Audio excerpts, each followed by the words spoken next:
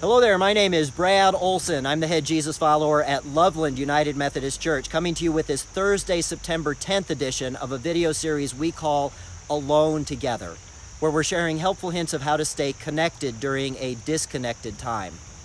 It's early in the morning and I'm down here along the Little Miami River looking for the Loveland Frogman. There. Did you see him? Did you know that's actually a thing, the Loveland Frogman? There is an idea that there is a creature that is part human-like, part frog-like that lives somewhere around here in this area. It's an idea that got some legitimacy on March 3rd, 1972, when a police officer named Ray Shockey observed a creature that he believed to be very frog-like, leathery-skinned, early in the morning.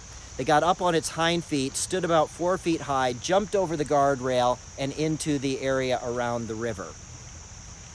Now, we probably wouldn't have heard any more, except then a couple of weeks later on St. Patrick's Day, another officer named Mark Matthews was called to respond to a report of a dead animal on the road. But when he got close to the animal, it got up, again, stood on its hind legs, about 4 feet high, looked back at him, jumped over the guardrail and into the river area. One of the officer's wives drew a sketch of the creature that they described, and this is the sketch that she drew. But it raises the question of what should we as Christians think about these kinds of legends.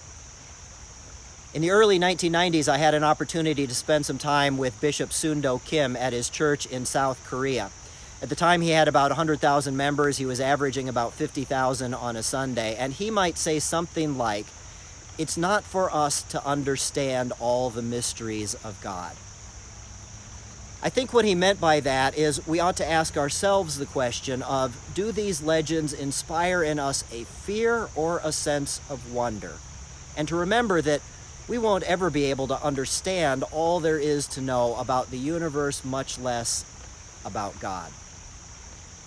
Job said it this way in chapter 11, verse 7. Who are we that we would think that we would understand the mysteries of the universe? Who are we that we would think that we can understand all there is to know about the Almighty?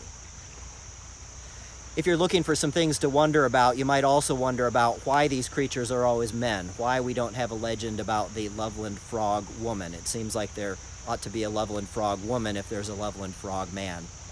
You might wonder about how it's possible that the God who created the universe and all that is in it is also able to be as close as the air that we breathe. You might wonder about why God, if God is in heaven, where everything is perfect, why God would choose to come to a place like Earth in a time like 2020. Or why God would choose to send his only beloved Son to suffer a horrible death on a cross for the forgiveness of our sins. Or you might ponder the ultimate mystery of what happens to us when we get to the end of this life and the beginning of the next. The Apostle Paul in 1 Corinthians said it this way, "Listen, and I will tell you a mystery.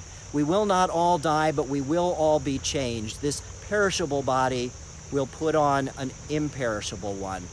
This mortal body will put on immortality." If you want to know more about the Loveland Frogman, you could go to weirdus.com. There's a story there about it, or to creepycincinnati.com, or WCPO did a story on it recently. But please continue to pray for those who are infected by COVID-19. Pray for those who are on the front lines of treating those who are infected by COVID-19.